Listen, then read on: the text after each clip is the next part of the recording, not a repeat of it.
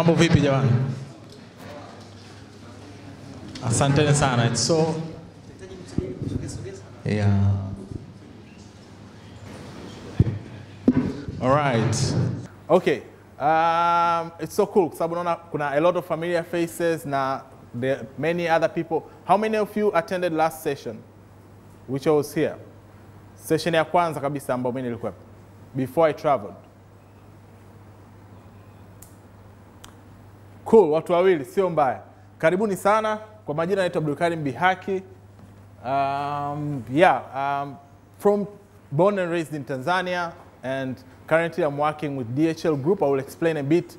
Kwa wale ambao mfahamu probably wengine mnajua DHL, but in nutshell, but I will take you guys through and what opportunities and how I managed to get there and many other things I will share. But before we start, pia poleni kwa sababu there's a slight delay, but I'm happy to see all of you. I'm happy to see we have a couple of students as well, and you're all in the very right place. The things which you're going to share today, I'm targeting mtu ambaye probably kashamaliza chuo au sasa hivi anafanya kazi. It's for anyone because we are all having the same dreams probably. We are all dreaming, right? Kila mmoja na ndoto hapa, sio hivyo? And I was in the same position at some point, dreaming of some stuff, dreaming to where I am today, and I'm still having a lot of dreams. Kama alivyosema Philemon, let's talk, we're here. It's more of, I'm not here to teach anybody. Sorry, I don't have 10 years of experience. But I'm here to share what I know based on my experience. At the same time, I'm here to learn from you guys. So if you have a lot of things to share, come on, kuna some point where you can reflect and you can share your own ideas, please just raise your hand. I will come there and we will talk. We are starting with a very small activity. This activity will take a maximum 5 minutes. Nitaweka time hapa 5 minutes and we are going to be done. So the first thing is, I want everyone to have the piece of paper hapa. So chukua tu karatasi moja and then mpe mtu wa nyuma yako.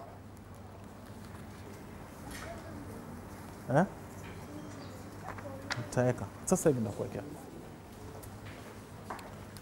Chukua piece moja tu alafu wote tuna karatasi? Nice. So katika karatasi yako chukua peni tu. Alafu vikolokolo vyako vyote weka kwenye kiti then stand up. Chukua peni tu.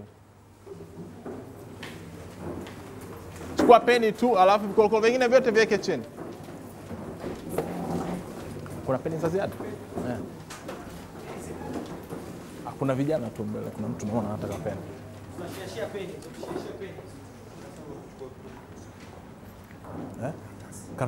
Karatasi mesh. Kuna mtu ambaye ana karatasi zilizobaki kwake? Ambaye ana karatasi za ziada?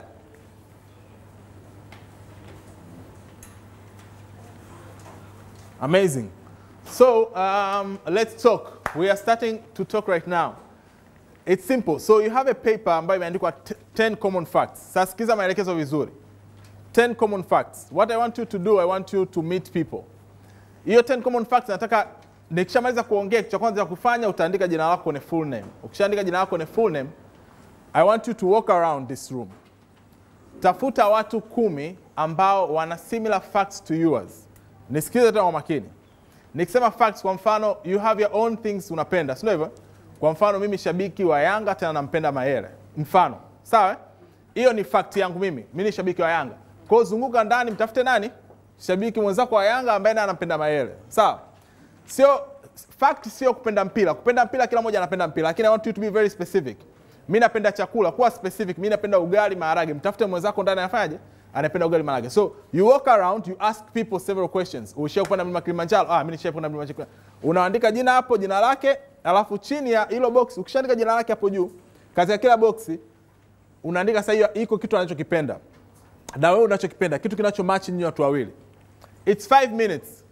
The best winner ni mtu atamaliza box 10. Humrudi mtu hata mmoja. So make sure you walk around, you meet different people. 10 people in 5 minutes, and then we are going to have winners. Ukimaliza, ukiwa kwanza kumaliza niletee hiyo karatasi. Ukimaliza nipe karatasi. All right, where is our energy level? Energy yako iko wapi? Iko hapa. Nice. How was the activity? Interesting, eh? Fun, mmeweza kujua watu, si ndio hivyo? That's the essence of activity. So wanafanya auditing hapa ya karatasi 3. I have the 3 top people ambao wameniletea mimi karatasi zao.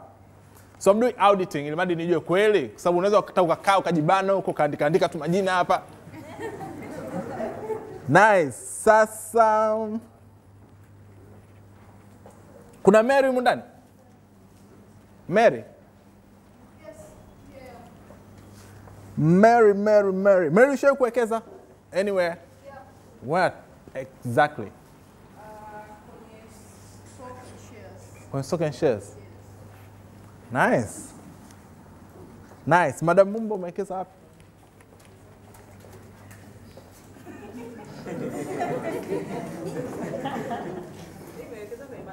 Kwenye maduka. Excellent. Okay. Naendelea kumaudit Madam Mumba hapa.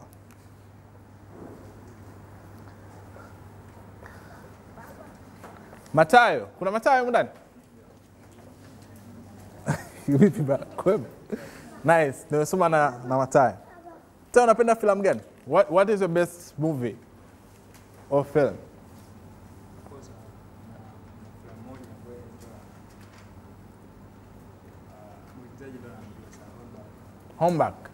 Homeback. Ah.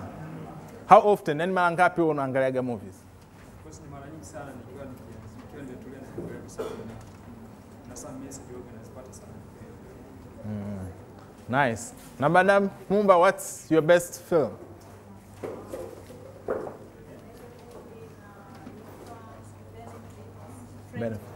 Friends with Benefits. Nice, nimeiona. Friends with Benefits. Bwasa mnageuka yani mtu angalie mbele. Cool. Nice. Thank you Madam Mumba. At least so lazima of course so lazima mpaka mwe mnasoma pamoja au nini to interact with people, to know them. These small things can sparkle conversation with someone. Sawa? So kama unajua kuna mtu anapenda investment, there is where you can start conversation with someone. And it's easier because you just need to ask them what are the things which you love the most. Sawa? Au vitu gani ukivifanya vinakufurahisha? Au vitu gani upende kuvifanya? Then you just find something interest with them and then you keep having conversation with them. Hiyo ndio njia rahisi ya kuongea na mtu yote au kumjua mtu yote. Probably baada ya conversation, these two people, they will sit down and start discussing about investment. And then she will shift from the stock market, atataka kuanza kwenda kwenye maduka. Maybe she wants to understand more about investment into the stock market.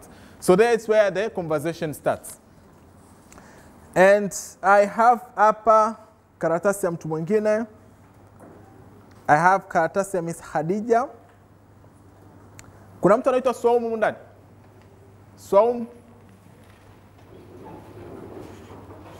Swaum? Were you here last time? Kwenye session? Ushawahi attend? Let's talk. Ndo mara ya kwanza? Kweli? Aya, kuna mtu anaitwa Michael? Michael, na option mbili. Una ticket hapa ya kupanda ndege. Unakaa economy class. Daraja la kawaida tu lile, halina mambo mengi. Sawa? Hata korosho zenyewe unaweza kufungia katika mfuko wa Rambo.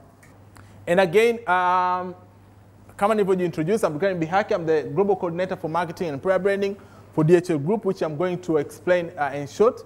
I'm not here alone. As you can see, na mwanangu, it's actually an interesting story, but I have him here. Ndio nakutaja wewe. Anaitwa Ikram Bihaki. He's 3 years old. Not 3 years old. He's 4 years old actually, and he's having his birthday this month. Sorry jamani.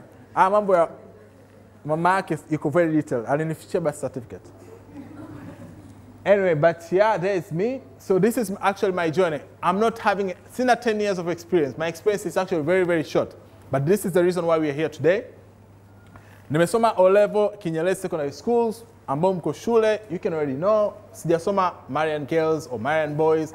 Sijasoma those deep questions where you have to invest. Sio mbaya, you can study there, you can be very smart there, but I'm showing you this so that you can see, you can start from nowhere.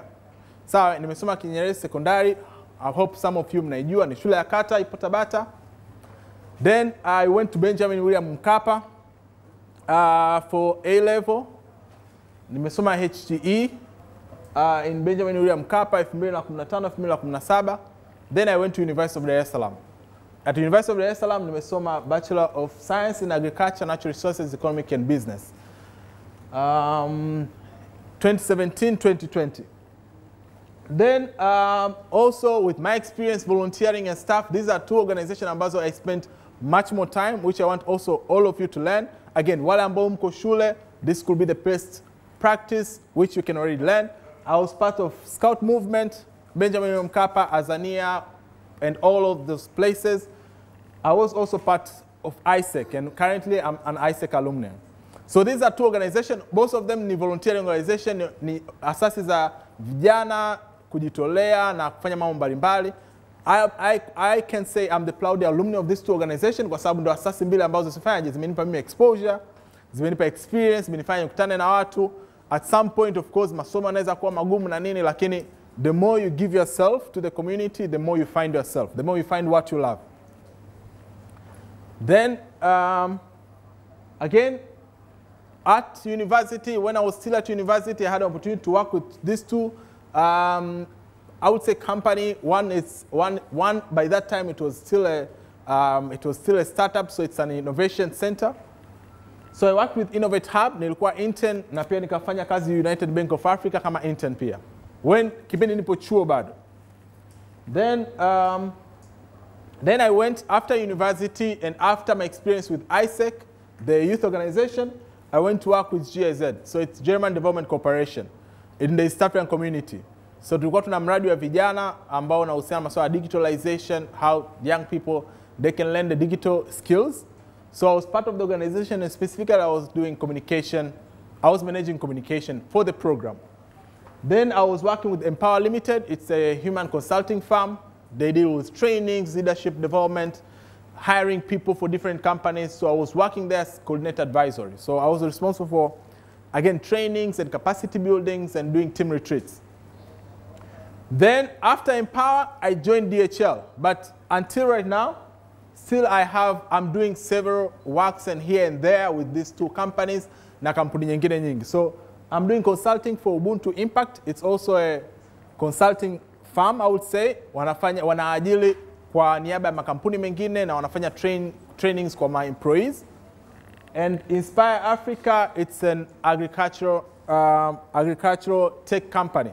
So they provide products, tech products, agriculture, kwa different farmers na different investors.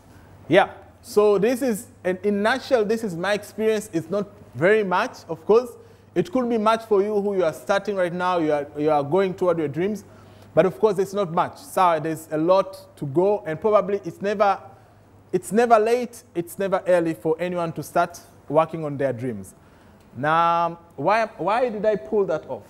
Nimepull hiyo so that you guys can know that, again, you can start from nowhere.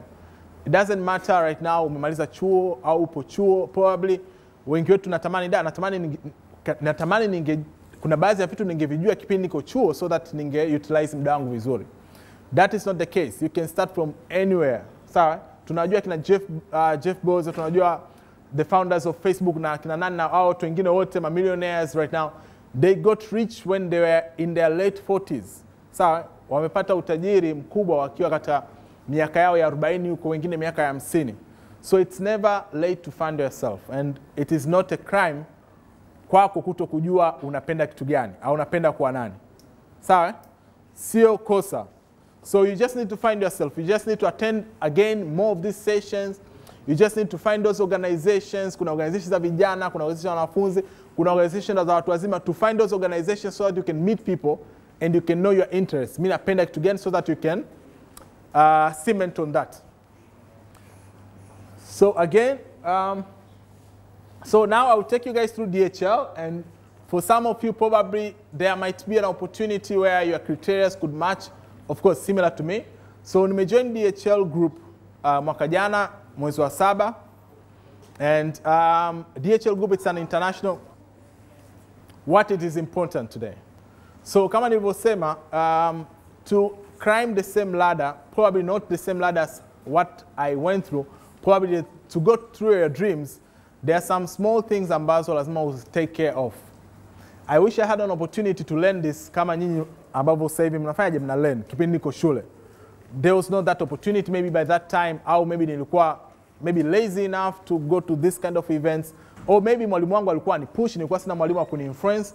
But since you guys have this opportunity, you really need to take it you need to take it very seriously and to start doing them right now. So kitu cha muhimu kabisa to go through your dreams is something called personal brand. Tumeongelea last time.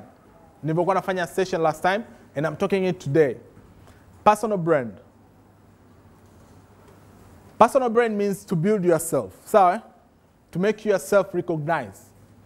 Same, ukisikia kiu, kitu cha kwanza ambacho kitakuja maybe katika kichwa chako ni Coca-Cola ya baridi. Sawa? Ukisikia njaa, there is something will come in your mind. Nataka kupiga picha nzuri, kuna simu itakuja tu katika kichwa chako, nataka kupiga picha nzuri bwana. Probably lazima niwe na iPhone 14, iPhone 13. Sawa? Those is what we call them brand. That is what Apple wamefanya in their past 10 years to make sure that wewe ukiwa unafikiria kupiga picha nzuri, ifikirie Apple. That is what they did. Unaposikia kiu, it's the same. Ndicho ambacho Coca-Cola wamefanya for the past 10 years to make sure that mtu yote akisikia kiu kikali, probably akipita dukani akaona fridge pale, kicha kwanza atachokiona kiwe Coca-Cola, alafu hiyo Coca-Cola ambayo ina drop pale inaonekana ya baridi. That is what they did for their past 10 years.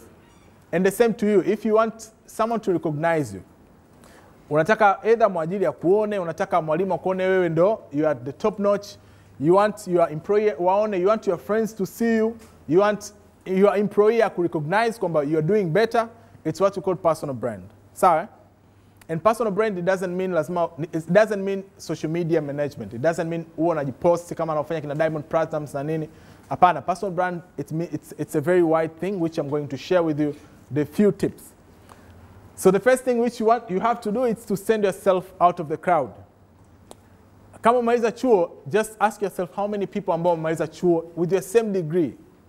How many people? Probably kuna watu wengi ambao umaliza chuo, probably wana connection nyingi kuliko wewe, and probably maybe wana GPA kubwa kuliko wewe. So you need to ask yourself those questions.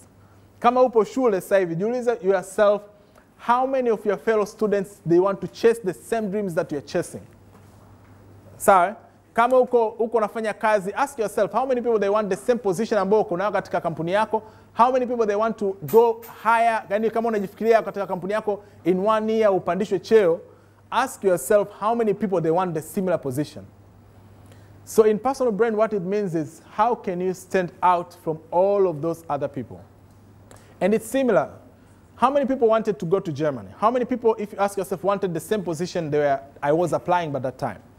Many people.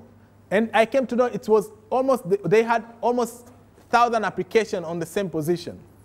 So the only way for you to grind is to stand out. And standing out means right now. It doesn't have to wait. Yani itakiwe mpaka usubiri mimi mpaka bwana hapa mpaka nikishapata ile kazi hapa nikishaongezewa mshahara wangu ndo nitaanza kufanya mambo kadhaa. Au mimi nikishaingia chuo pale mwaka wangu wa kwanza ndo nitaanza kufanya mambo kadhaa. Au mimi nikishafanya 1 2 3 hapana. People they started to chase their dream at a very early stage, and others they started to chase their dream today. Another thing is you need to expose those things. You need to highlight what skills, ujuzi gani ambao uko nao tofauti na wengine, ujuzi gani ambao hauna ambao wengine wanao ambao wewe unaweza kufanya, unaweza kuutafuta. Other things you need to ask yourself and to find what experiences can you go through. Sawa? Mimi kipindi namaliza Benjamin William Mkapa, this is one among the things I was poor at. Nilikuwa siwezi kuongea mbele za watu kabisa. Yani nilikuwa sina confidence ya kusimama na kuongea mbele za watu. Kiingereza changu kilikuwa very very broken. Yani mpaka nenda chuo I was having a very broken English. So the first thing which came into my mind, na nilikuwa na dreams, nilikuwa in my mind nilikuwa natamani nipate scholarship hata nikasome China. Hizo scholarship zilivyo kibao, nipate scholarship, niwatafute sijui watu gani, sijui ni apply my scholarship na nikasome nje. But I had a poor presentation of myself. So I noticed that nimejitambua hivyo mapema, nikaona bwana nina hii changamoto, so how can I build myself? So the first thing which helped me ni hizi associations za kuvolunteer, hizi asasi za kuvolunteer na taasisi mbalimbali. Kwa sababu katika hizi asasi za kuvolunteer na taasisi mbalimbali, you're going to give yourself. No one will ask you, no one will blame you for your mistakes. Sawa, ukiwa katika hizi organization ukifanya makosa, wenzako watakuvumilia, watakurekebisha, utajifunza, utamove on. Tofauti ukiwa katika kazi, ukiwa katika kampuni, ukifanya makosa, you don't have the chance to shape yourself. Sawa, one mistake you are out. Kuna watu 500 kwa wanataka the same employment, the same role ambayo uko nayo. Sawa?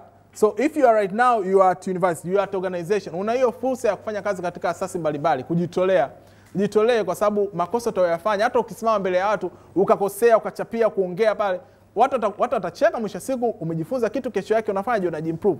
Tofauti ukiwa katika formal companies or somewhere, it's very hard for you to stand and to make those mistakes. So ukiwa katika hizi asasi zinakusaidia wewe kufanyaje, kujiexpose na kujifunza. One last thing is be ready by keeping your CV always updated. So kwa wale ambao probably you are seeking for opportunities, hata kama ambao I'm seek for opportunities. Mimi nakumbuka nilikuwa na CV yangu ya kwanza, namaliza sekondari, kwa sababu ukitaka ku-apply for some scholarship probably lazima uwe na CV. Au hata ukitaka ku-apply for some organization, nataka kwenda kuvolunteer katika organization fulani ambayo kidogo ina hadhi, probably they will ask for your CV. So it's never late. And CV maana yake sio ile karatasi unaandika pale your experience and stuff. CV maana yake your experience. Sawa? Because in your CV you are writing your experience. If you don't have your experience, you don't have CV. Sawa? Because katika CV yako huandiki, we see some CV mtu kaandika tu nimesoma shule fulani na fulani fulani, eti ndo kamaliza ndo I have my CV. No, your CV it's something which express who you are, what skills do you have. The only way for you to get to the skills ni kuwa na experience. Sawa, CV yangu mimi kwanza niliandika bwana, mimi bwana nilikuwa na manage, tulikuwa tuna duka nyumbani, nilikuwa na manage duka, nilikuwa nafanya 1 2 3. Au bwana kwenye couch ya familia kakangu alikuwa anaoa, mimi ndo nilikuwa mwenye hazina. Katika wekaji hazina tumeweka hazina wa shilingi 600. Those are the experience we are talking about, sawa? Which you need to write them because that is what matters. It doesn't necessary you have to work in a very huge company so that you can have that CV. The CV means you need to narrate down your experience and skills. Ilimadi mimi nikishika CV yako, wewe haupo, mimi niko peke yangu, maybe na watu 10 ndani, tunakudiscuss wewe, your CV should be there to defend you. To say bana kweli, huyu bwana tunamtaka. Na sasa hivi that is the thing, hata kwenye organization ndogo, they will ask for your CV. So you need to stand out. And I will share in a bit for those especially about they are looking forward for opportunities on how you can work on them.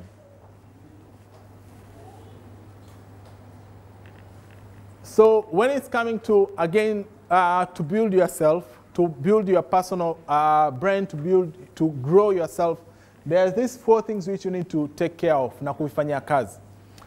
Most of the time, easy events, they are not here to kukufanya wewe ukishatoka katika ule mlango, now na manyota sasa, I have my CV, everything it's ready. No, this event is just sparkling you kwamba okay, umeshajua kidogo, tunaenda nje katafute more.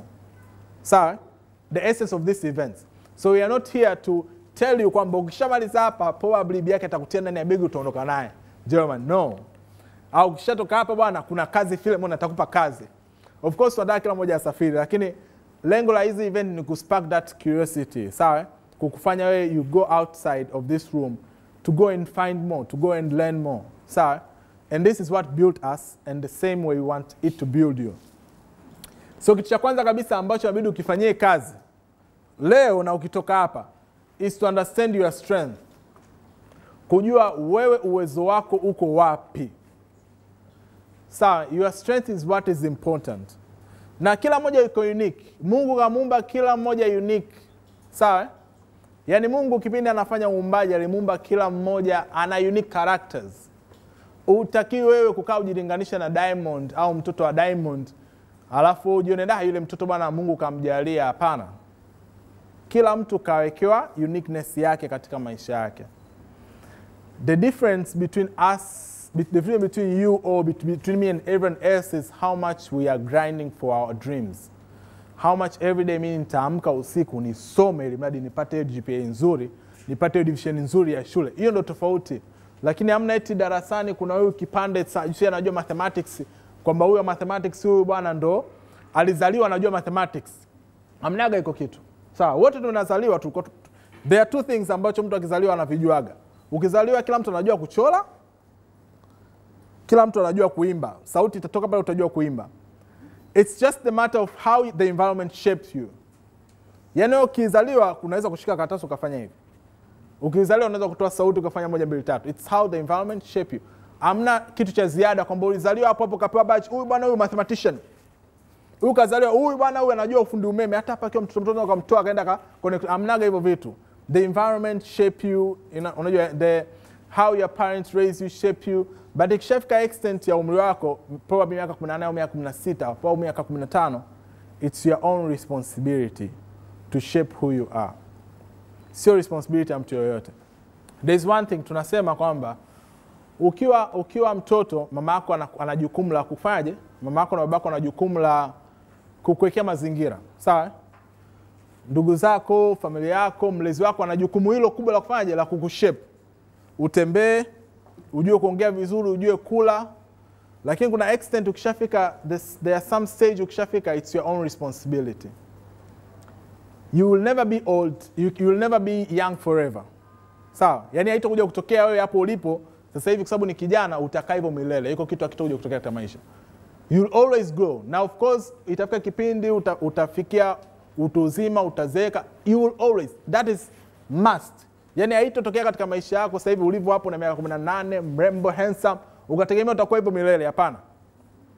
But there's one thing. You can forever be stagnant into your mind. Yaani tunasema kuna ile kitu tunasema wewe hujakuwa bwana. Kuna hizo tabia ukizifanya kwa mtu anaweza kukwambia wewe hujakuwa bwana. Haimaanishi kukua kwa mtu mzima na umri, kukua kwa akili. Sawa? Kukua kwa umri, kwa mwili, you will always grow. Utaanza mwaka mmoja mpaka miaka 100 huko. Kukua kwa akili, you can be stagnant. Ya unaweza kuwa wewe na akili yako ni mtoto wa darasa la kwanza maisha yako yote. That can happen. Why? Because growth, it is your responsibility. Growth is a choice. Yani na choose. Mimi nimechoose to grow today. Mimi nimechoose kuwa mtu fulani. Mimi nimechoose kukimbilia dreams zangu. You can always. Kwani inakuaje tukisema kwamba wewe usisome, ninaamua kutokusoma? What will happen to kwenye mtihani? Utafeli. Yani that is must. Yani that is must. Nimeamua kutokusoma, utafeli. It's there. Shule itasimama au kuna sisi hapa NECTA itasema hem tusimame kwanza leo kuna mtu fulani hajasoma kwanza tumpe more 2 years afu ndio tutaendelea. Maisha yataendelea, sio hivyo? It's the same. Umri wako utaendelea lakini akili yako itakuwa yani itasimama, itafubaa hapo, itaezekea hapo, you'll never grow. So the only way for that to grow is you need to make it a choice. Inabidi leo hii uamke kwamba I'm starting today to find myself. Sawa? Naanza leo hii to find myself, and in order to find myself I need to have drop of sweat. Yani inabidi nitoke jasho, inabidi nitoke damu, inabidi miguu iume, inabidi kila kitu kifanyike. Yani punda afe mzigo ufike. That is how we all grind. Haijatokea tumezaliwa.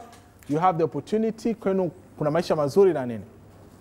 So you need to understand your strength. Una ujuzi gani? Yani what is your uniqueness?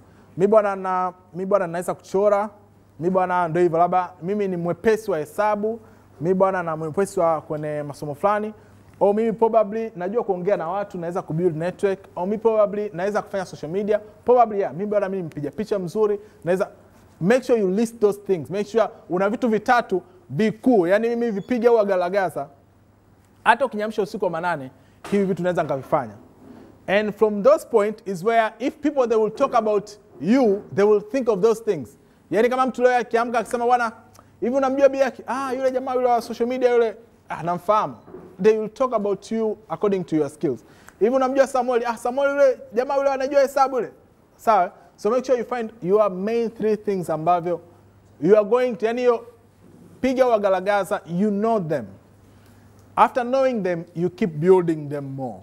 So you keep growing.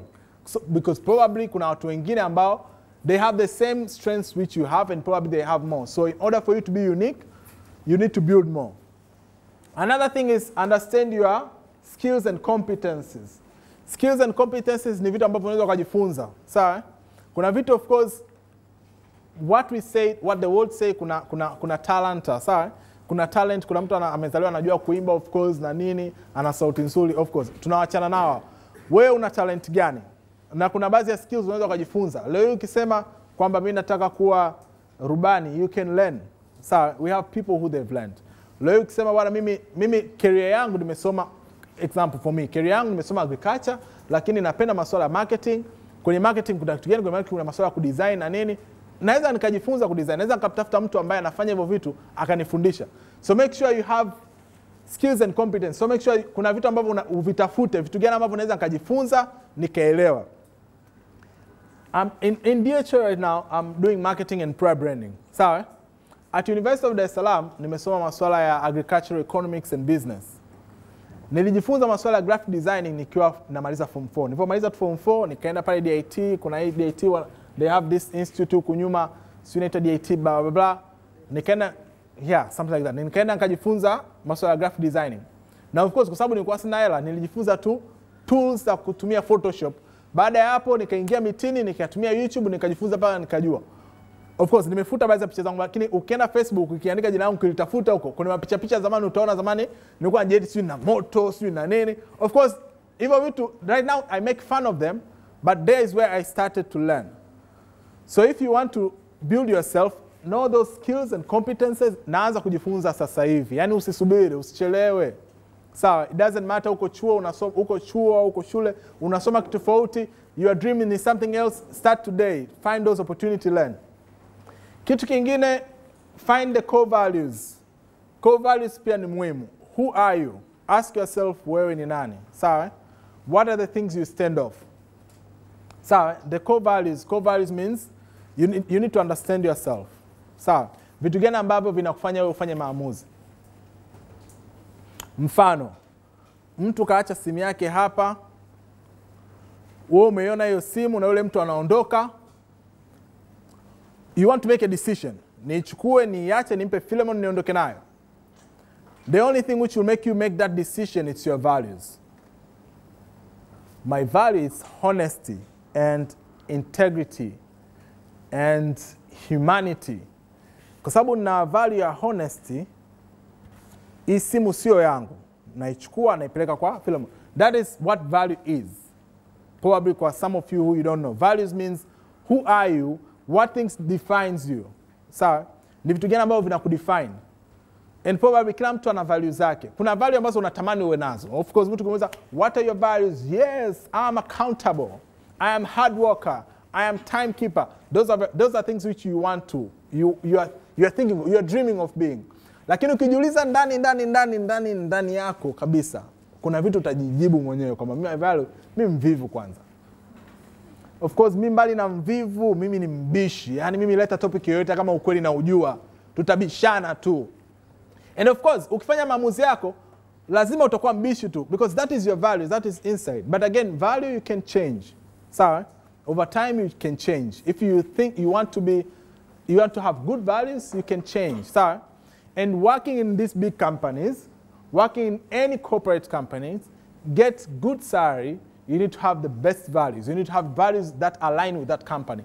Ndio watu wanavyoajiri. Watu sometimes hawaangalii your CV. Wanaangalia, hebu mwite mtu mfanyie interviews. Kwani kwenye interviews wanaangalia nini? How does she talk? How does he talk? How does he respond to some question? Okay, huyu values zake kama zinaendana na watakuuliza maswali fulani hivi ambayo wewe kwako unaweza kuona ya mchezo, kumbe they are learning you. So, they are learning how do you make decision. Huyu yuko honest bwana. Wamekuuliza swali gumu lakini unajifanya kutafuta kona, sio umeenda huku, unajua huyu huyu hayuko honest. Honest, go to the point, 1, 2, 3. So, make sure that you know at least value 3, at least 3 values. Yani, make sure katika maisha yako unajua at least 3 things. Yani vitu vitatu I am standing for. Mimi ni accountable, mimi kweli ni accountable kweli. Mimi ni hard worker, mimi kweli ni hard worker. This is my value. Na kama sina, I will learn to be hard worker. Sawa? Then last thing is motivators and energizers. Find something that motivates you. So, something that will make you wake up every day to do what you're doing. We understand the world is very cruel. So, sio watu wote ambao tuna fursa na resources kama watu wengine. Sio watu wote ambao tuna maisha mazuri, ukiamka vizuri kwa utakuta chai pale umeandaliwa na nini, pale kwenye meza kuna hela yako, nauli, kutembea, kwenda wapi. ukifungua account yako una pesa, ukifungua una mavitabu ya kusoma, una ndugu hapo TRA wapo wapi, una stress. Sio watu wote ambao wana hizo fursa. And probably probably none of people in this room who has that opportunity. So find the motivators, find something that will make you wake up. Kwamba I'm waking up because na dream. Mimi natamani kila siku niamke kwa sababu nina ndoto yangu. In 5 years nataka niendeshe gari. So find your motivator, find something ambayo hata leo ukiwa down, yani ndo umepigika, umerudi nyumbani umechoka, kitu gani ambacho kitakumotivate. One among the things could be friends. Una marafiki ambao unaweza kumpigia simu akakupa energy, akakuambia bwana mambo yatakuwa sawa, inuka, go for your dream. Sawa? Maybe you love good music, sawa, umefika ndani, you are feeling low, turn on your good music, ukafanyaje, mambo yakawa sawa. Probably again, kuna wengine ndio hivyo, visomo wanaona mambo yakisha kwa mengi, mimi nitajifungia tu, nitafungua vitabu vyangu moja vitatu, nitafunga, nitasoma kitu gani. Find your motivators, sawa? Oh, you can go to the beach bwana, mimi nahisi bwana sasa hivi I'm feeling low. Find those motivators. Naweza nikaenda beach kidogo. Wengine labda anapenda kula, anapenda kupika, sawa? Of course, mwingine you have your girlfriend, your boyfriend, blah blah, mambo yote hayo. So make sure that you find your motivators. In a moment where you are feeling down, you have something to rely on so that you can be back on the track. Kwa sababu mapambano hayaishi. Sawa? Mapambano hayatakuja kuisha mpaka on your last cell you'll be fighting for your dreams. So these are the main key things ambavyo you need to find and to learn. And again, touching on the personal brand, this is a very key quote ambayo inabidi ujifunze leo hii na we understand. So tukisema personal brand, from the Jeff Bezos anasema, personal brand is what people say about you when you're not in the room. Wewe ukitoka nje kufanya na marafiki zako hapo ndani, jiulize hili swali. Ukiwa na marafiki zako ndani, ukaamua kutoka uende nje, marafiki zako waliokuwa nao, je, wakisema wakuzungumzia, watakuzungumzia vipi? How will they talk about you? Kwamba huyu jamaa bwana, wanasaidia sana bwana, jamaa jana nimempigia simu nilikuwa na shida bwana, kweli kanisaidia bwana, nimemuomba hela, kweli kaniambia hana hela, lakini kuna wazo moja mbili tatu kanisaidia moja bwana, nimemuomba hela bwana, kaniambia sina hela, lakini kuna mtu kaniconnect naye. Au bwana niko na shida fulani hivi ya kimawazo bwana, kuna moja mbili tatu limetokea, lakini yani kuna mtu ndio tunaweza nikampigia tu. Sawa? Au bwana bwana mtu fulani bwana bahili, kweli wote wameweza kushabikia kweli jamaa bahili kishenzi. Kwanza mwizi. Kwanza moja mbili tatu sasa nini? Ask yourself those questions ukiwa outside of the room. If people they're asking, hivi huyu bwana ni nani? What would they say about you? What are your strengths? Vitu gani ambavyo unaweza kuvifanya? You can ask people. Sawa, uliza marafiki zako, uliza watu ambao unafanya nao kazi kwamba hivi kitu gani ambacho mimi unaniamini nacho? Yaani kuna kitu gani ambacho mimi niko vizuri kukifanya? Sawa? Probably kuna kitu maybe una talent pia ya kucheza mpira ambao wewe hujui, lakini kuna wenzako wana macho umeona wewe bwana unaweza sana kucheza mpira. Wewe bwana sauti yako bwana ukiimbe na kwa nzuri. Sometimes you can just ask people those questions. Bwana, niambie bwana kitu gani ambacho unahisi mimi naweza nikafanya vizuri. Unaweza kumwambia hata ndugu zako na nini. You can know about those things and then you can build more about them. Yeah, so the first I have 3 tips here why personal brand matters, but also I want to hear from you. So after what I explained, wewe unahisi kwa nini you build your own personal brand? At least if I get 3 people to share, in nutshell, kwa ufupi tu, wewe unahisi why, wewe unahisi kwa nini vile vitu vinne ni vya muhimu sana? Kwa nini understanding your strength it's important? Kwa nini knowing your value it's important? Kwa nini finding those motivations important? Unaweza kutafuta hata point moja tu, yani kwa nini, why it's important to kujua what are motivators and energizers. So I have 1, 2, I'll just go random. So you can share just in a nutshell and then you will share. Personal brand matters because when you brand yourself, people find some doors where you can knock in, or people find the place where you fit in. So if you brand yourself as a singer, maybe kuna mtu ana company anachukua waimbaji kwa ajili ya kufanya biashara, right? So they can invite you. So personal branding inakufanya wewe uonekane au inakupa exposure ya kujulikana kwamba where you can fit in. Am I clear? Yes.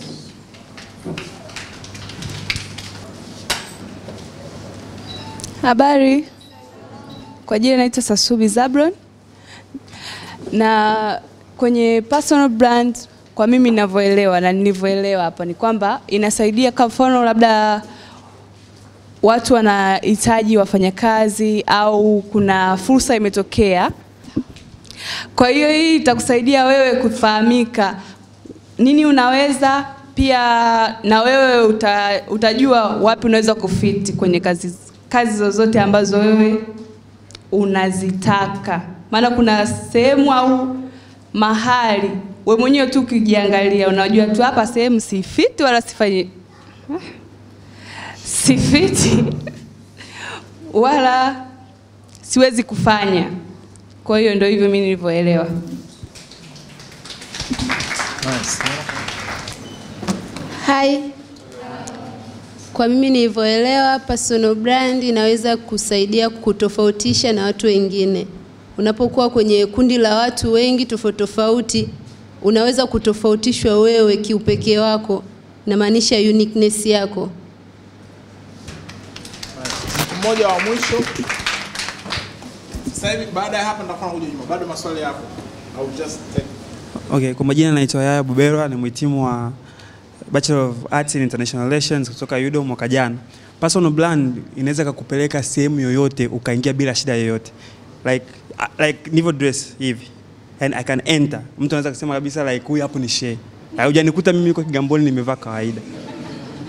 Inakupeleka kwenye milango yote unaweza ukabisha. Na like I used Twitter kumuomba mheshimiwa Hamisi Mwinjuma mwana FA kukutana naye, lakini the way kwa sababu ya account yangu ilivyo professional, the way inavyo post, inavyo tweet, akakubali nikaenda kuonana naye pale Benjamin Mkapa, nikampitch story nazoziandika because I'm a screenwriter, I'm a storyteller, akanipa go ahead ya kufanya kazi. Kwa hiyo like personal branding jinsi unavyojiweka inaweza karau wewe ukaingia katika mlango wowote, ukabisha hodi na ukafunguliwa. Nice. Kwa wanafunzi kwanza. Kwa jina naitwa Yusuf Abisalom Gunda. Na mimi kwenye personal brand ningependa kuongelea kipengele cha motivators and energizers. Kwenye mapambano au kwenye safari ya maisha kuna wakati unakuwa unakosa mood au unakuwa yani kwenye kila ambacho unakipambania unakuwa hauna ile energy. Sasa kwa muda huo inabidi sasa utafute kitu ambacho wewe kitakufanya wewe yani uwe na energy tena na wewe na uamsho wa kufanya hicho kitu. Kwa mfano kama hivi. Leo tumekuja hapa. Tumemsikiliza hapa ndugu yetu. Tulipomsikiliza hapa tukirudi tena kule yani maelezo ambayo tumeyapata hapa leo yametupa energy ya kwenda kuendelea vizuri yani kuongeza nguvu kwenye mapambano kuzidi ya maisha. Oh, thank you very much. Asante sana. Of course, tutaendelea jamani maswali hapo if you have something you share more. And kwa upande wangu tukijumlisha hayo yote na haya matatu you have your then tayari una kitabu. Una haja ya kutoka nje ukasome tena kitabu in details. Hivi tu vitu unaweza kufanyaje? Ukaenda ukaviongezea into details. The first thing is ukiwa na personal brand you create expectation of quality, value and experience. Yani ukishakuwa na personal brand tayari huna haja ya kujieleza sana kwa sababu tayari in someone's kwenye kichwa cha mtu tayari washajua thamani yako ni ipi.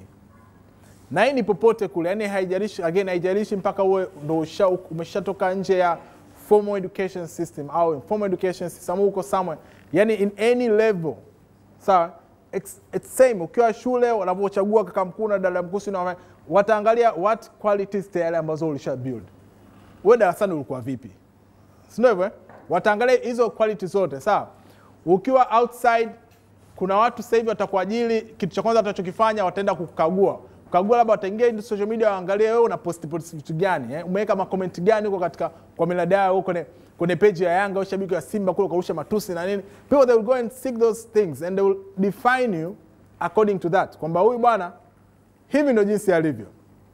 So personal brand ukiwa na strong personal brand tayari una create expectation of quality kwa watu, lakini pia your value and experience. Another thing is consistency. Sawa?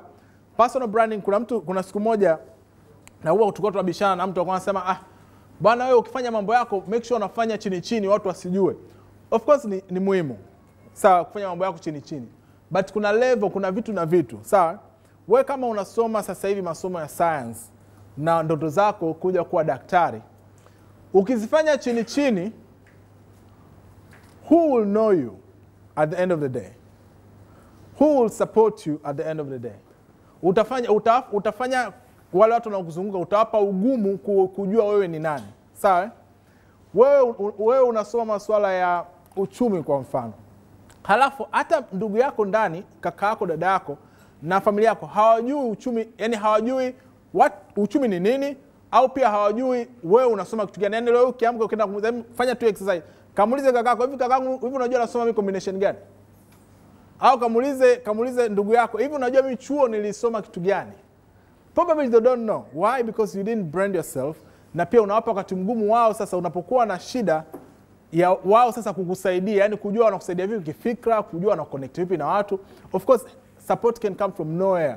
Yani leo unaweza kata ukawa njiani kakako akapata bahati ya kukutana na mtu kwa sababu anakujua vizuri, anasema mmoja na mdogo wangu bwana alisomaga uchumi bwana mwaka juzi, sijui in details nini lakini alisomaga uchumi, tayari anakujua. So haya mambo sio kufanya chini chini. Kama unajua kweli kuna kitu fulani umekisoma, make sure that you are close by friends they know. Put on status of course kipindi na graduate, onesha bwana nimegraduate.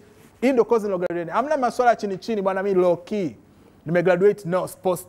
And of course not posting too much but make sure that your environment knows who you are. Na kile ulichosomea. Ili mradi zinapotokea fursa iwe rahisi wao kukumbuka. Kuna mtu fulani bwana nilimwonaga naye alimalizaga UDSM kwa sababu natafuta watu wa UDSM mwenyewe kuna mtu namjua. Bwana kuna mtu fulani namjua bwana nilimwonaga naye alimalizaga Azania kwa sababu kuna mtu wa Azania mimi natafuta mwenyewe namjua. So make sure that you speak about yourself, you share. And this is come with consistency because unavyokuwa watu wanaona wanajua kwamba tokea alipokuwa mdogo leo alikuwa anapenda kuwa mwalimu. Hebu muangalie kakua, and now they see you are rich. They see that it's a consistency, you build that over time. Last thing is positive attitude that will result in desired behavior and desired action. The more you do things, the more you shape yourself. Wewe ndio vile ukitaka kuwa hard worker, kuna rule tunasema there's 21 days. You can set 21 days to mfano rahisi tuseme you want to do timekeeping. I want to be niwe na keep my time. You can do the 21 days. Kwamba in these 21 days katika hizi siku 21 consistently one day at a time I'll be keeping time. Kwamba nitakuwa naamka kweli saa 11. Ukifanya in 21 days your body naturally, yani ni naturally tu unaanza kufanyaje, unaanza kuzoea. 21 days can build habit. Can make you feel like sasa nilikuwa nachelewa nini kuamka mapema? Au bwana nilikuwa nachelewa nini bwana kufanya jambo fulani? Hata workout, hata kufanya mazoezi. Kama nataka unione na mwili fulani. Of course siku 21 hasikufanya wewe uwe na mwili fulani, lakini siku 21 zina build habit kufanya uone ile jambo ni rahisi sana. So it takes 21 days for you to build habit. And that habit will make sure that you have the good attitude and behavior. So ukianza na personal branding taratibu, it makes you have that good behavior. Watu wanakuwa na kunotice, wanajua okay, mtu fulani tunamjua anasaidia watu, he or she always keep time and many other stuff. And these are I have 4 key statements which I'm going to share here, and then we'll have a sort of activity. One among them is, the bigger your dream is, the harder you grind. Sawa? Wote tuna ndoto. Kila mmoja ana ndoto yake. Sawa, wewe una ndoto yake. Ndani ya nafsi yako unajua what do you want to do either to your parents, what do you want to do to your own life, unataka kufanya nini kwa familia yako, unataka kufanya nini. You have all your dreams. Bwana kuna sehemu nafanya kazi bwana, mimi ndoto yangu kampuni ni twese sehemu moja nipeleke sehemu nyingine. We all have that dream. Sio? But the thing is, the bigger your dream is, the harder you have to grind. Yaani kama ndoto yako ni kubwa, the more you have to put efforts. Kama uko shuleni leo hii, unaifikiria upate division 1. You need to, yani inabidi jasho likutoke. It's not easy. Sawa? Because that is the benchmark level. Ili wewe uende chuo lazima hapo ufaulu. Na kama ukitaka kufaulu vizuri, lazima jasho likutoke. Wewe kama kuna ndoto ya kwenda kufanya kazi kampuni kubwa, it won't be easy. Sawa? You have to kill. So kuwa mtu, you have to sacrifice yourself. You have to sacrifice your energy and time. Jasho likutoke. Zamani watu walikuwa wanatembea na mabahasha kwenda kutafuta kazi paka kiatu kile kinaisha sorry. That is what you need to do right now if you want to go for your dreams. And that is the same thing for me. I had to grind. Sawa?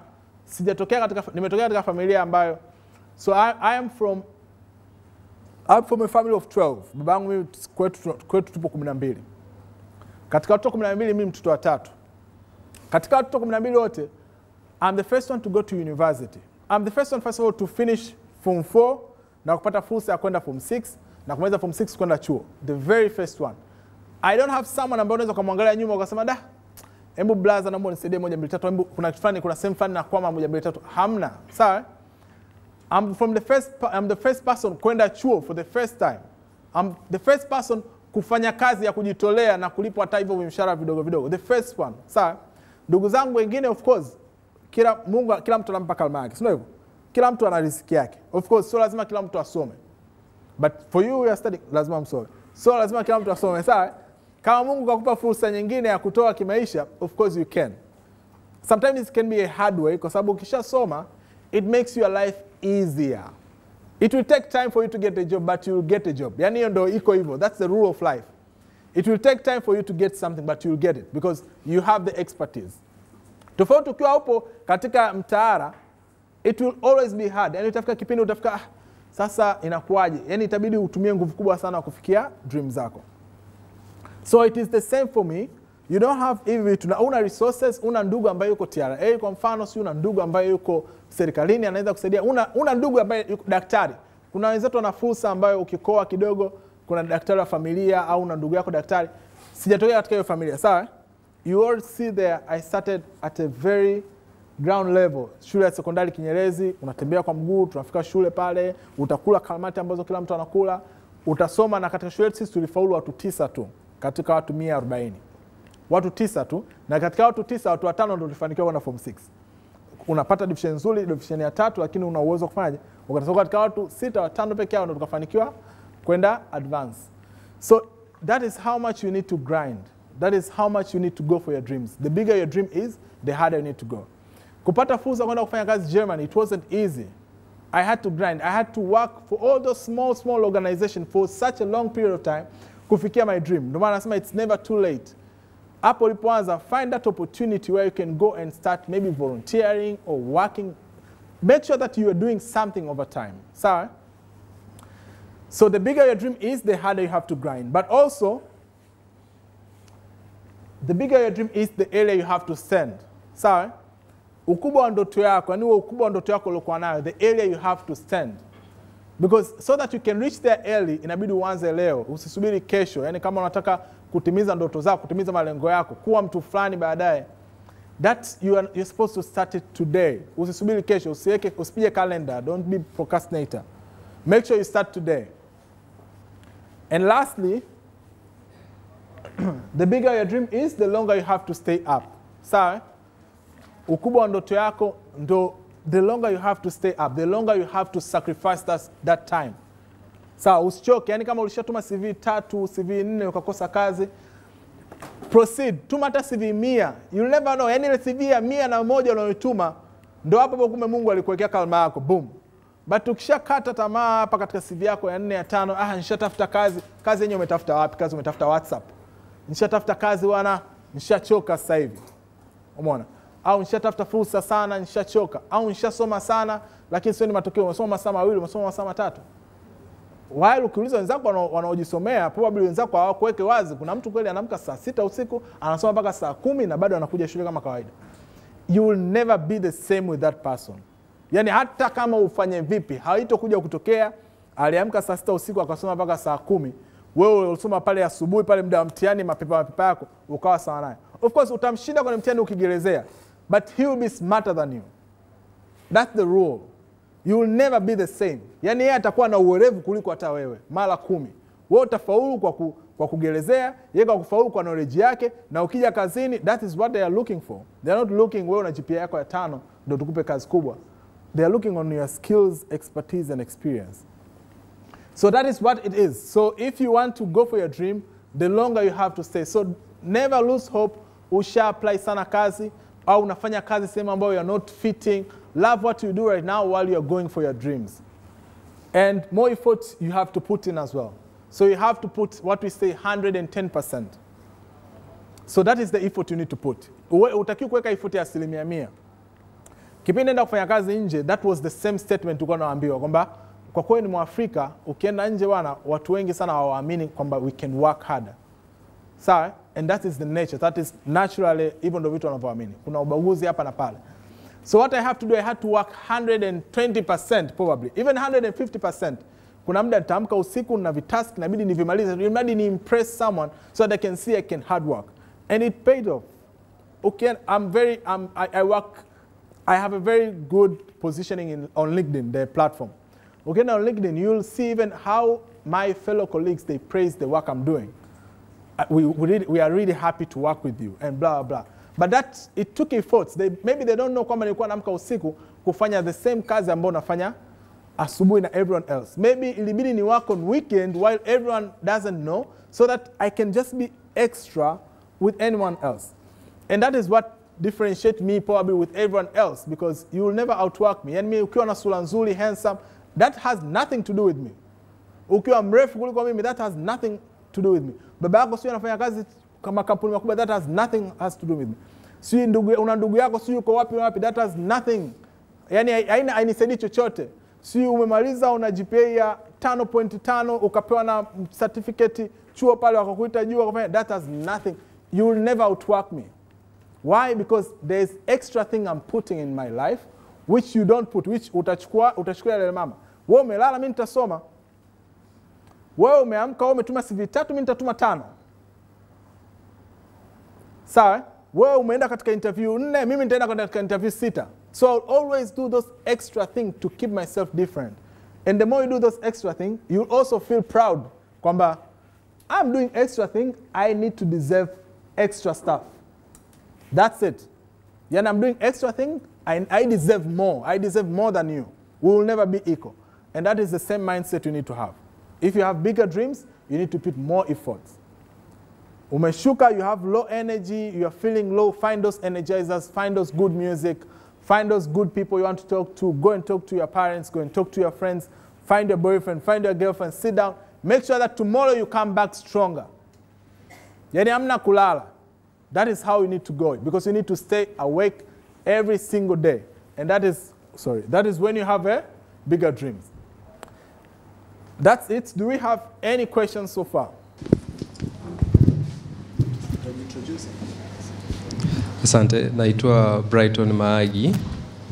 Mimi nina swali ambalo kidogo la changamoto, binafsi linanipa changamoto. Umezungumzia kuhusiana na kufanya kazi kwa bidii, work hard. Lakini binafsi nimeshakutana na vitu katika kwenye mitandao kwamba kimfano utajiri hauji kwa kufanya kazi kwa bidii. Kuna watu wengi wanafanya kazi kwa bidii lakini bado hawatajiriki. Sasa najaribu nilitoe kwenye utajiri nilete labda kwenye mafanikio, kwa sababu mafanikio ya mtu mwingine anaweza kawa ni utajiri. Kila mtu ana definition ya mafanikio yake. Ningependa ujaribu kuzungumzia au na wengine ambao wataweza kuzungumzia kuhusiana na kufanya kazi kwa bidii na kufanikiwa. Wengine wanasema wanatakiwa work smart, sio hard. Lakini ukiangalia kati ya wale wote ambao wametajirika au ambao wamefanikiwa, kuna kitu cha ziada. Kwa hiyo ni kama ninakuelewa alafu akili pia inarudi nyuma na niko hapo katikati. Asante. Cool. Thank you very much. I will respond and then if you have nimeona kuna mkono pale ku add, we can add. Thank you. Of course, mimi naweza kusema ni maneno tu, ni potato kwamba work hard, work smart, hivyo vitu vipo. Sawa? Working hard and knowing what your strength is, it helps. Kama mimi nikishajua bana ujuzi wangu mimi ni huu. nafanya kazi sehemu ambayo na put on my ujuzi. What will make you in 2 years from now or 3 years from now, it's build your expertise. Sawa? Unapofanya kazi kwa bidii, manake you're building yourself. You're not building for the company itself. Yani you're giving out so that you can learn. It doesn't mean kwamba inabidi nifanye kazi kwa bidii kwa sababu nikishafanya kazi kwa bidii maybe in 2 years from now nitaongezewa mshahara au nitavuka stage moja kwenda stage nyingine in the same company. No, because also there is factors of environment sometimes. Kama unafanya kazi katika kampuni ndogo, of course, after you put more efforts, unless efforts yako inaongeza more revenues and then you get recognized and then you grow. But here we're talking about personal growth. The more efforts you put to yourself, the more you grow. And of course, it will pay off. That is the nature. Unless otherwise, those other 4 things, they are not havishabihiani. You're putting much more effort, but your energy and your motivation, it's always done. So people, they're not seeing you. You're putting much more effort, but all they're under the carpet. No one sees you. No one recognizes you. You will never outwork anyone. So you put much more efforts, but only on your business. You're not focusing on other elements of your life, which gives you purpose. You're not focusing on your family, probably. You're not focusing on your social life.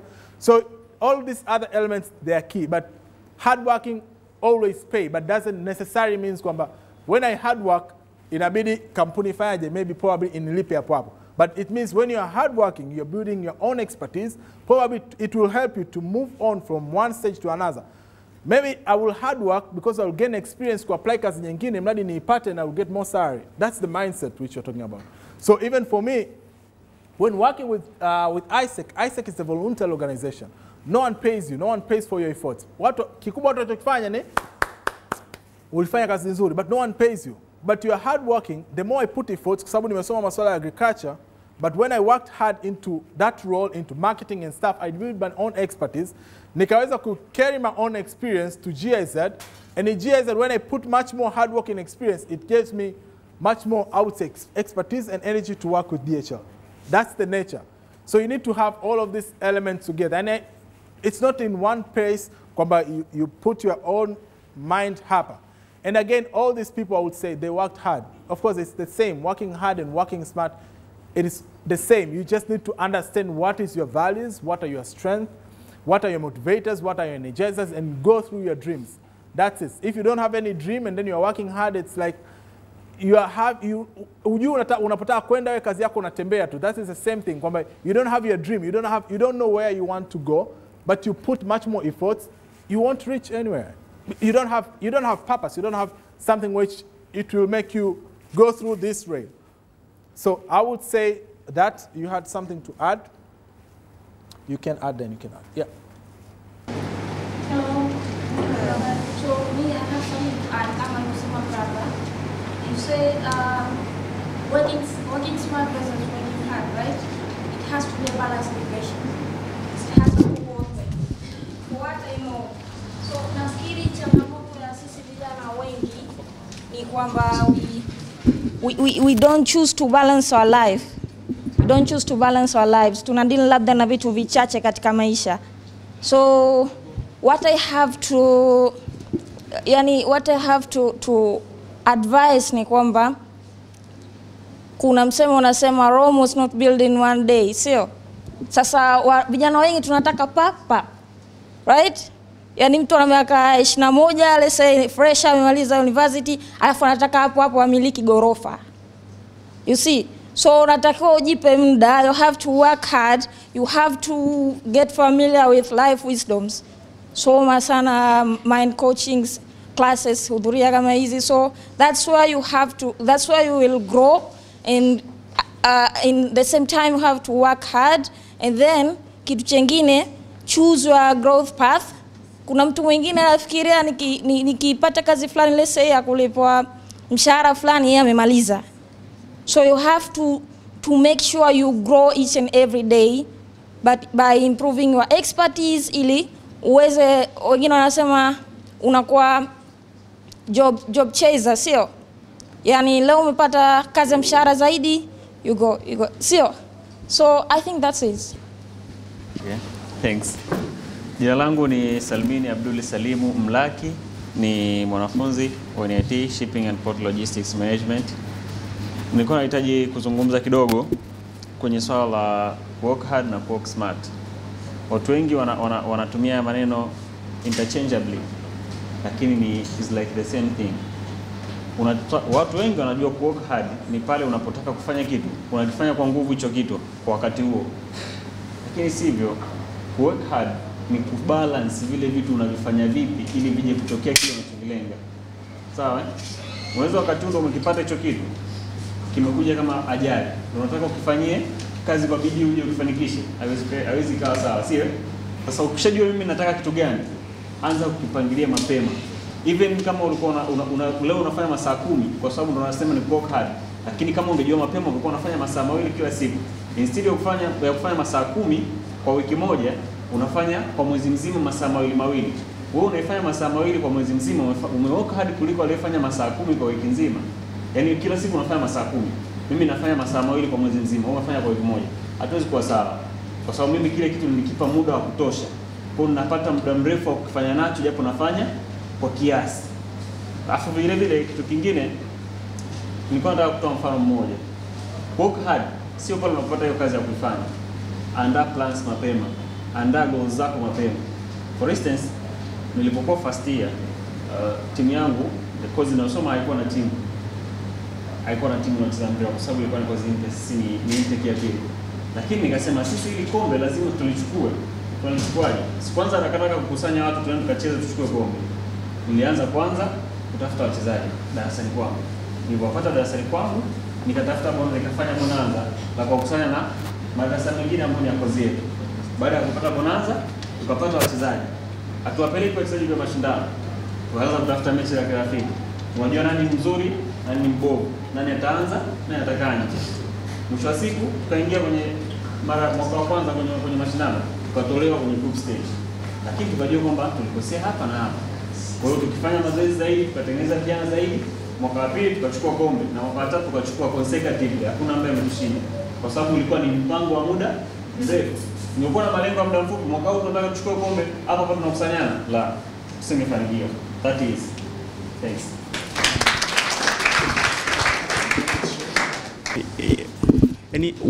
Working hard, una put more effort on what you're doing.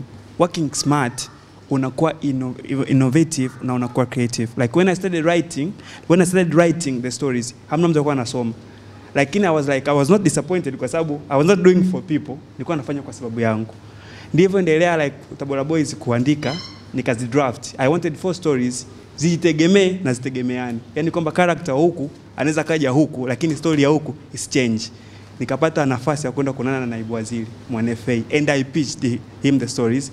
He was fascinated. Akampigia Kilonzo, mkurugenzi wa bodi ya filamu Tanzania. Akampigia Abasi ambaye ni mtayarishaji wa Huba na hii like this new Jia series. Akamwambia kijana huyu hapa na wapo kijana huyu hapa. So like una work hard, una put more efforts, alafu unakuwa creative, you are working smart. That's the difference. Yeah, thank you for sweet man. Cool. Yeah, so again, if come on a swali, again, you put it down, and then we'll reach a point where we'll have this much more conversation. But thank you, brother, for the question, and Asanteni for the responses. I hope we learned something, but again, you can go deeper and learn more. Kama tulivyosema, this is just spark of curiosity.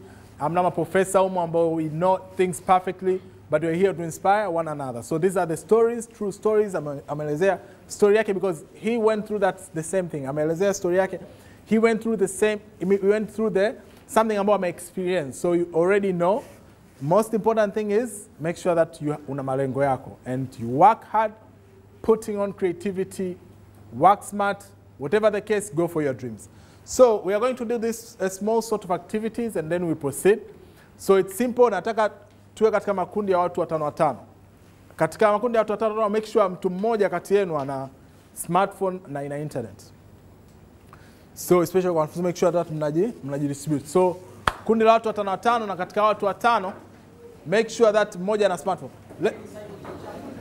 Kisaiko hata popo mlipo mnaweza mkaeka tu kisaiko, but make sure unaiona screen. Make sure unapokaa unaona presentation. kwa vizuri. Alright, so katika hilo kundi lenu, make sure that mnaiona screen. Again, hii activity, it's a competitive activity. So katika kila group we are competing with others. So I hope everyone is smart mundani. It's a fun activity. Kitu cha kwanza. So cha kwanza nataka nyinyi mkifanye katika hilo group lenu hapo, tafuteni jina. Leo neno moja tu. Tafuteni jina lolote lile, but I want you to come with a name. Katika anaweza kwa lolote lile. Nikitoa mfano wa mnyama, kila mtu ataita mnyama mundani. Nikitoa mfano wa mlima, kila mtu ataita mlima. Tafuteni jina.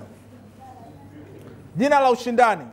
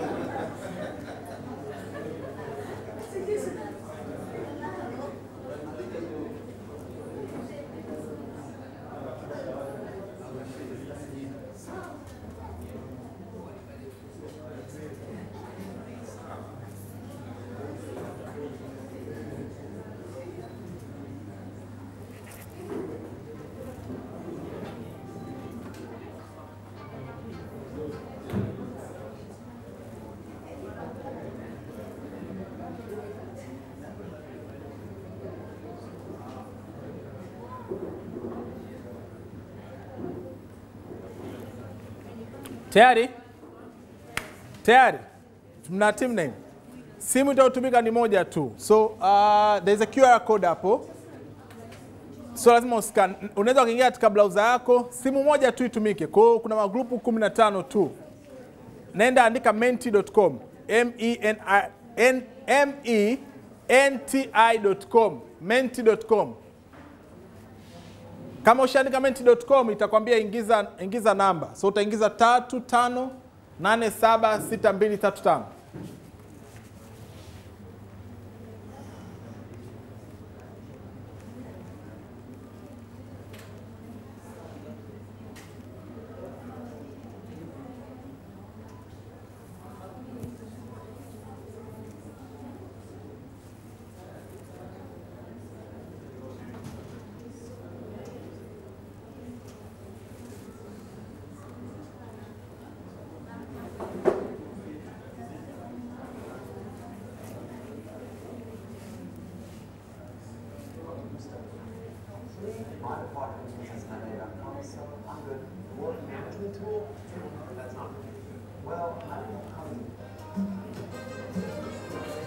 Tayari? Menti.com, andika namba 35876235. So far kuna magroup matatu tu ambayo yamenaniu.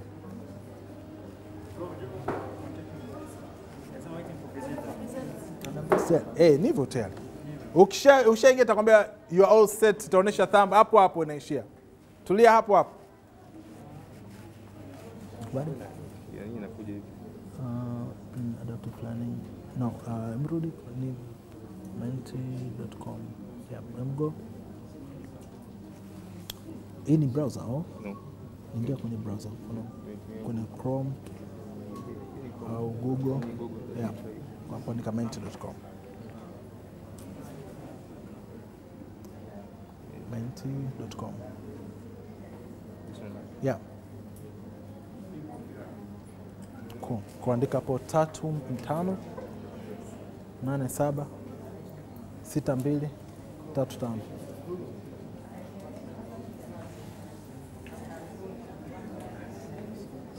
Cool. Hapo. Tayari? Nina magrupu 8 so far. Alright. Hapa kuna maswali machache.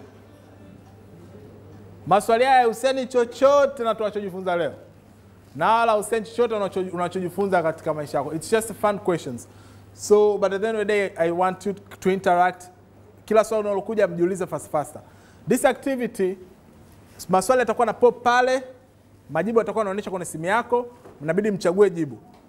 You get more points unavyojibu faster.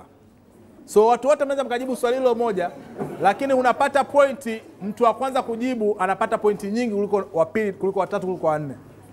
Iko cha kwanza. Na pia kuna timer.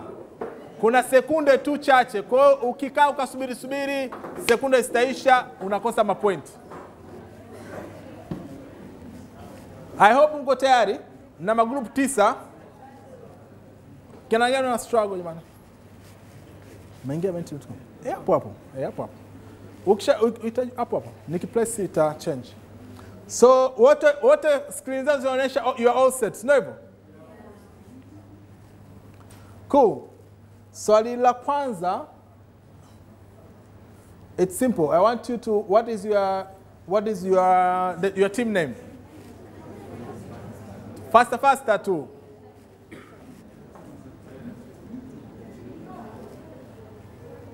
Tuna Galaxy, kuna watu wanaita Brainstorm, kuna watu wanaita Karaba, Dream Team, Simba, Caterpillar. Kuna watu wanajiita Tatu, kuna watu wanajiita Tanzania, Felions. Na response 20s means kuna mamruki humu ndani. Mtajua tu. Alright, cool. Tunaanza rasmi.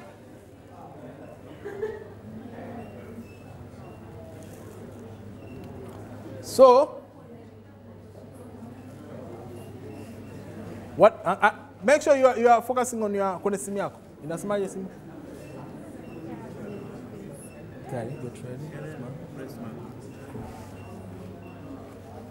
Mko tayari? All right. So, swali langu la kwanza linasema, what is the highest grossing film of all time? Kuna wale wataalamu wanasema wanapenda movie katika kundi lenu, kama kuna watu wanapenda movie. Movie gani ambayo ilikuwa na bajeti kubwa miaka yote?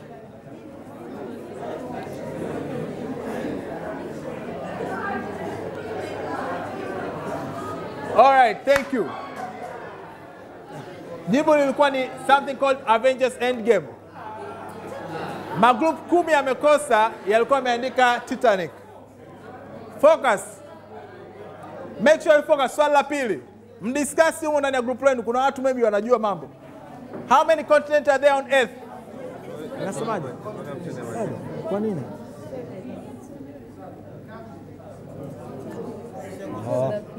Yeah.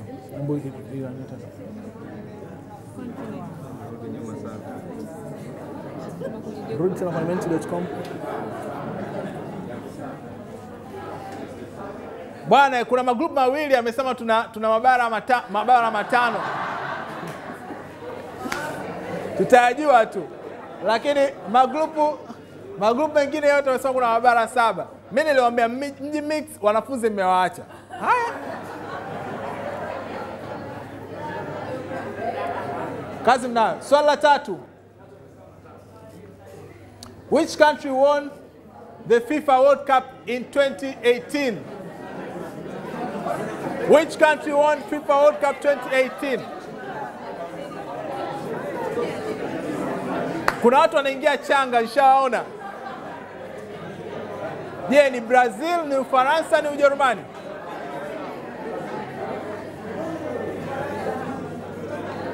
Bwana we, ni Ufaransa. Ni Ufaransa. Bwana, kuna watu nawaona. Kuna watu naona mna simu 3. Mtu ana simu 2 zina Google, simu moja inafanya kazi. Kushinda hii inabidi uwe faster.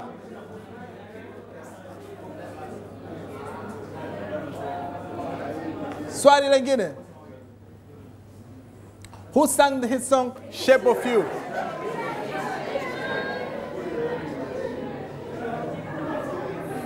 Si Justin Bieber jamani? Bruno Mars au Ed Sheeran? Ili kila mtu kajibu faster.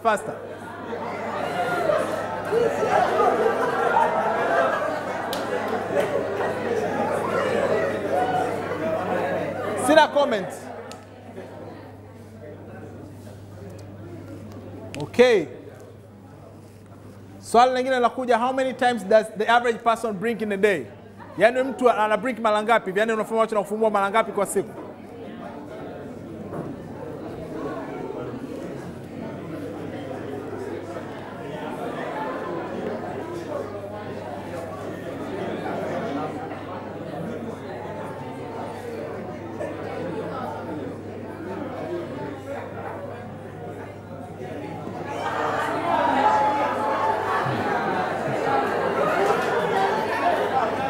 Nusu na robo ya magrupu yamesema between 10,000 and 20,000.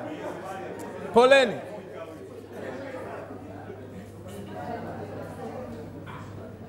Haya, tuone sasa uongozi uko vipi.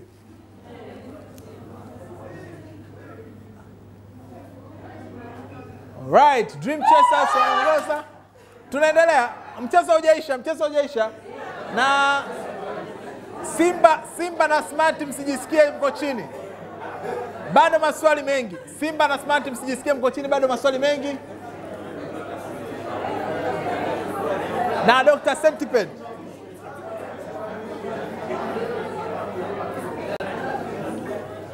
Ndio kwanza tulikuwa kwenye nusu. Twende focus hapo. Ukifanya cross building kati ya pundamilia na nani? Pundamilia na punda wa kawaida, unapata mnyama gani?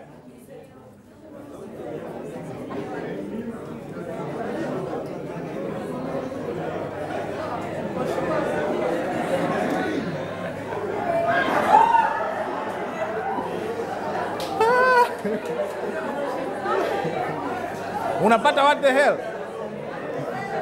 Unapata kitu kinaitwa zonki. Jamani, hii kitu ipo, haijatungwa tu. Ipo, mtagugo huko. Ukicross speed zebra and donkey unapata zonki.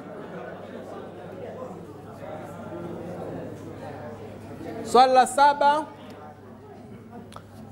Mtu ambaye anafia na ule uoga maneno marefu anaitwaje?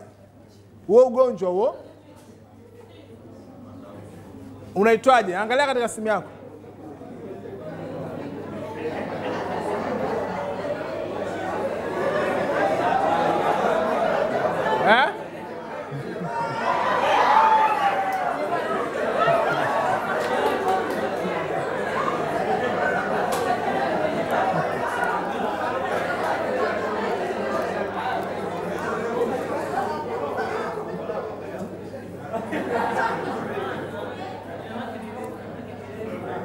Swali la 8, maswali mawili tu ya mwisho tupate mshindi.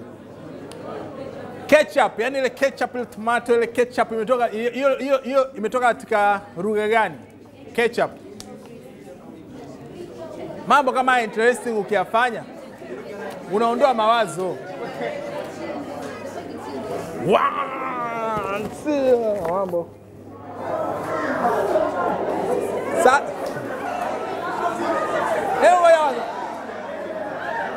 Kwa hiyo wengi wenu mko unajua ni Greek word. It's a Greek word. Kama biology, sio hivyo? It's a Greek word or ancient English. By the way, kitu cha kwanza, hamna ancient English kwanza. Hivyo kitu hakipo. Magrupu 8 mmeisi ancient English. Bwana, it's Chinese. Imetoka katika lugha ya Chinese. Ni Kichina. Maji.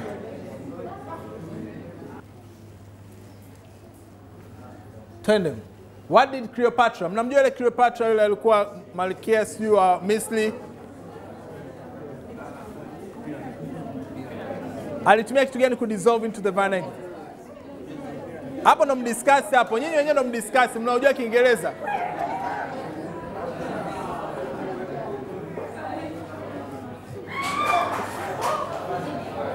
How can you dissolve pyramids?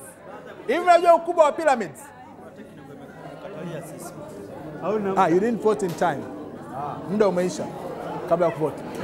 How can you dissolve pyramid? Yaani pyramid ina ukubwa kama ili gorofa sijui, una dissolve vipi katika kikombe jamani? Ndio maana hapo mbo hata group inabidi mshauriane.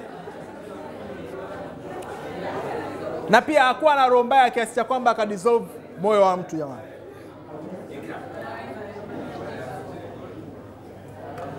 Swali la 10 la mwisho tupate mshindi. How long did the shortest war in history last? Hii vita ilipigwa Zanzibar. Na hii ni history. It's the world history.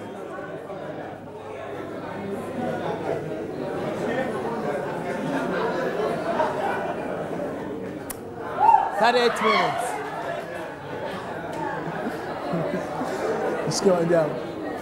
All right, thank you very much. Again, guys, hii vita kipindi naandika maswali, this question was interesting kwa sababu hii vita ilipigwa Zanzibar between na Waarabu. So it took that 8 minutes vita kuanza na kuisha. So it's a history, but ni history ambayo ni hapa Tanzania. Of course, hautoisoma shule kwa sababu havipo hivi vitu. Sasa, I hope you are ready to see the winner. Box wangu tulete tuwape watu my cake.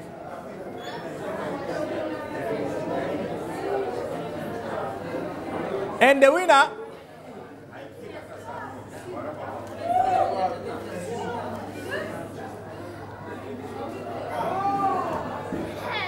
Dream Chasers.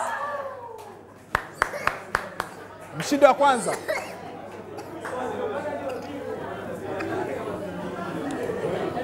Dream Chasers wako wapi jamani? We don't have much. Kwa sababu tumekaa muda mrefu. Jamani.